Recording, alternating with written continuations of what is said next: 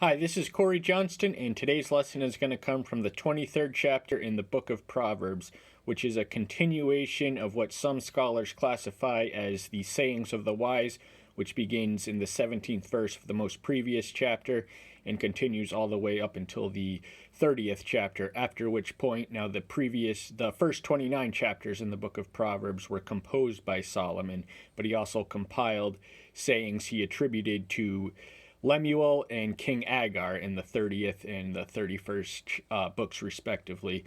So we're going to open with the opening verse. When you sit down to eat with a ruler, look well what is before you, and put a knife to your throat if you are a man given to appetite.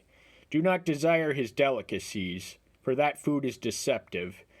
Now, there is such a thing as table manners, which are to be observed in general, which civilized people must observe, and especially all the more so when eating in the presence of royalty.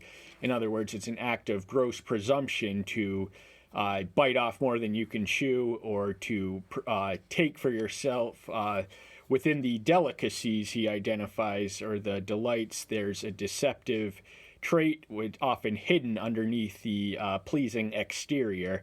And so he's suggesting that those who accompany him or any other ruler for dinner to be mindful of what's before them, not only what's before them, but how they are to eat it, and to not overindulge in the presence of rulers, as that invites their disgust and contempt.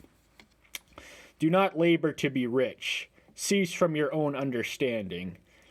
Now, there's he has much positive things to say about diligence and hard work, and connects them to prosperity in several other passages throughout the book of Proverbs. But here he suggests or advises one not to labor solely for the sake of accumulating riches. And the cease from your own understanding brings us back to Proverbs 3:7, where he states that do not be wise in your own eyes, and that's connected to the 5th and 6th verse, which paraphrase read, trust in Yahweh with all thy heart, and lean not on thy own understanding, acknowledge him in all thy ways, etc. So this is not to discourage the pursuit or the accumulation of wisdom. It is only to not rely on them above the wisdom from which is above. So there is a discrepancy between human and divine wisdom, which in the New Testament we read of in 1 Corinthians 1:17 through 31. And that should always be a mark of wisdom, is to acknowledge one's own lack thereof. This is commensurate with the philosophical precepts known as Socratic ignorance, who claimed that he was truly wise and that he was aware of his own ignorance. Do not lay your eyes on that which is not, for riches certainly make themselves wings. They fly away like an eagle to the heavens.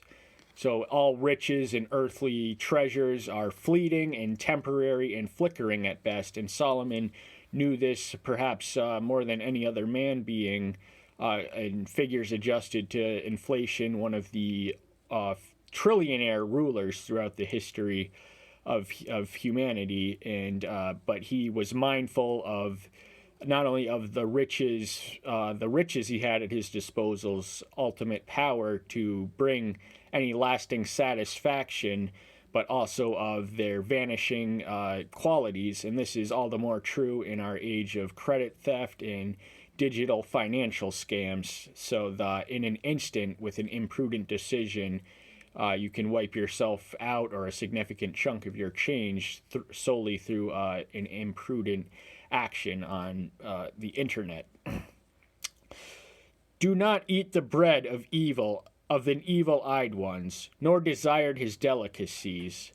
So there's no sense in breaking bread with evil men. What, after all, in 2 Corinthians 6:14, what fellowship has light with darkness, or Yahweh with Baal? So we are to keep ourselves separate and at deliberate remove from wicked and evil people. But this ought not be interpreted to the extreme as to suggest that we are not to expend any evangelical energy to rescue the lost and fallen and the wicked. It is only to say that we should keep, when reaching out to them, we should not succumb to their ways and snares. And we should provide them a positive model to emulate without falling trap to their evil and wicked ways. For as he reckons in his life, so is he. Eat, drink, he says to you, but his heart is with you. Now, the first line of this passage is alternately translated as, or paraphrased as a man thinketh, so he becomes it, so he becomes. So, in other words, our thoughts are precipitate actions, and actions cumulatively, the actions we take cumulatively contribute to one's character. So it all begins in thought, and now he harkens back to the evil-eyed one breaking bread in the remainder of the verse. And his heart is not with you, so even though he may offer you sumptuous, dietary items, he's it's not with any ill design or anything of. It is with ill design, and comes with a price often hidden from the seemingly glamorous, superficial exterior. You vomit the peace you have eaten, and lose your sweet words. Do not speak in the ears of a fool, for he treads on the wisdom of your words. So it is incumbent upon the wise to not waste their time or deliver their treasure nuggets of wisdom to those who are incapable or unwilling to discern it, apply it, or utilize it. And a fool, by his very nature, is attracted to foolish people, to bring us back to the most previous verse. So, in other words, we gravitate and we eventually become like the people we gravitate towards. And this reminds us of Matthew 7:6, cast not your pearls before swine. So there is a delicate balance in evangelical activity, which we must observe and exercise discretion and prudence towards. So we are not to waste our words on those who, now within every lost and fallen sinner theoretically exist unlimited redemptive potential, but the theory is not completely commensurate with the reality. Ergo, we must exercise caution in wasting precious nuggets on those who are unable or unwilling to process it or value it. Do not move the ancient boundary, and do not enter the fields of the fatherless. Now, the Mosaic Law had a special concern for the most vulnerable of society, the widows, the orphans, etc. And here that is reflected in Solomon's passage. Now, the ancient boundary are property boundaries, which at the year of Jubilee or at the sabbatical year return to its original owner, and they were fixed and set in place, and they were not to be expanded in any way, shape, or form. And now the Mosaic Law also provided people who were wading through or walking through the agricultural property of others to feed themselves, but they were not permitted to carry containers or utilize agricultural instruments to extract the maximum amount. And he adds to that law, he expands it by saying the fatherless or orphan are somewhat bereft of the resources, so they need all they can eat, and they shouldn't be taken advantage of in such a fashion. For their Redeemer is strong; he shall plead their cause against you. So even though the poor and impoverished and outcasts of society may be bereft of allies on earth, they do have the single most powerful ally in heaven, and that is their Redeemer, which is Elohim, who is strong. That's no understatement. He's omnipotent, and his judgment is fair, total, and swift. So there's no way of getting around them, and it doesn't make sense to exploit the vulnerable or impoverished amongst us, because ultimately we will reap the abuse that we have sown. And if not in this life, then certainly in the afterlife. Bring your heart to discipline, and your ears to the words of knowledge. So discipline, the embracement thereof, is identified as a species of wisdom. Now, the natural man shuns discipline or anything that anything that inflicts them with pain or suffering, and they fail to assess its remedial qualities or its instructive or educative value. But mark of wisdom is very much gravitates towards the word of knowledge. They seek it out as a matter of course, and they are never content to settle on what knowledge they presently hold, but are inexorably expanding to progressively greater levels of knowledge and wisdom. Do not withhold discipline from a child. If you beat him with a rod, he does not die. Now, by our postmodern sensibilities, this could be interpreted as an endorsement of child abuse, but that could not be further from the truth. He does not, parents lovingly spanking children for purposes and not for its own sake, for corrective or remedial value, is very much an act of righteousness, and because no amount of reason or persuasion can persuade a child quite like force. To quote the Enlightenment thinker Rousseau, with men use words, with children use force. So there's nothing unethical about striking a child or spanking them, but there's a fine line between the acceptable limitations thereof and crossing the line to abuse, which is simply striking them for its own sake. A lot of parents take out their frustrations and troubles on their own children by sheer proximity, and they're mad at the world, and they are simply their most convenient target who lack the strength to fight back. And in Ephesians 6:1-4,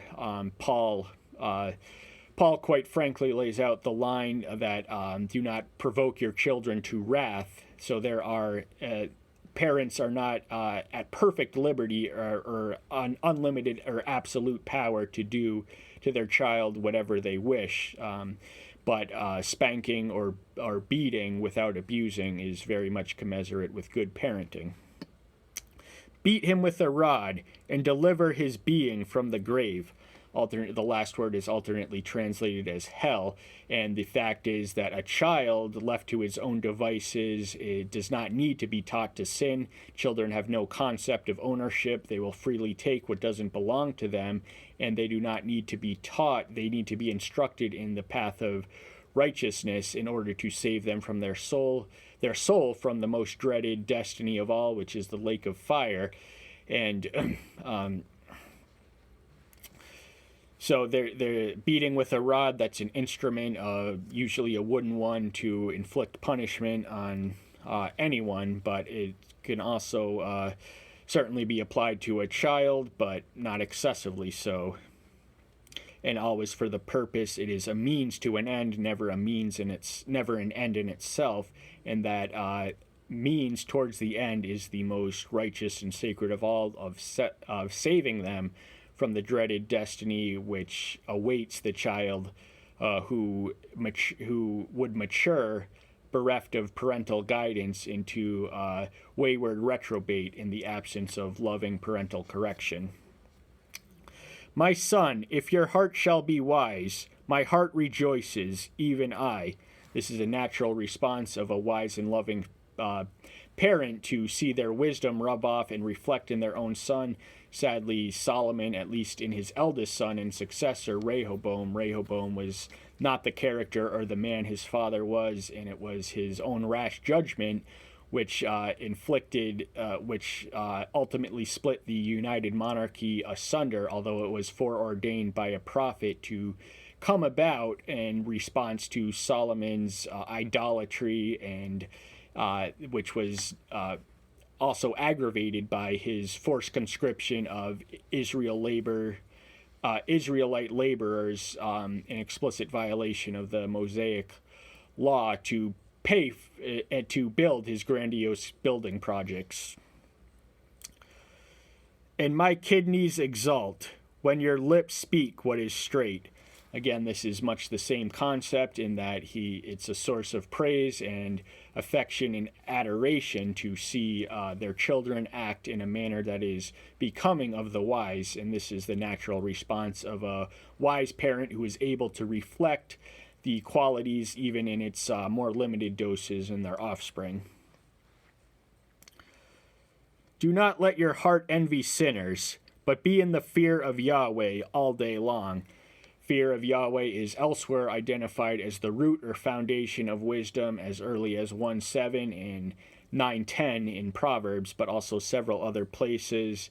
And there's no sense in envying sinners. This brings us to Psalm 73, where Asaph questioned the usefulness of following the path which he followed when he saw the wicked prospering all about it. But in the 17th verse of that chapter, he realizes, he goes to the temple to express his complaints, and then he comes to the realization and the revelation of what awaits them in the afterlife. So even though the wicked may have much that the natural man may envy, they are naturally more rapacious and indulgent in forbidden practices and unethical business dealings through which they accumulate their wealth. There's really no cause or reason to envy them, with the ultimate revelation of what awaits them in mind.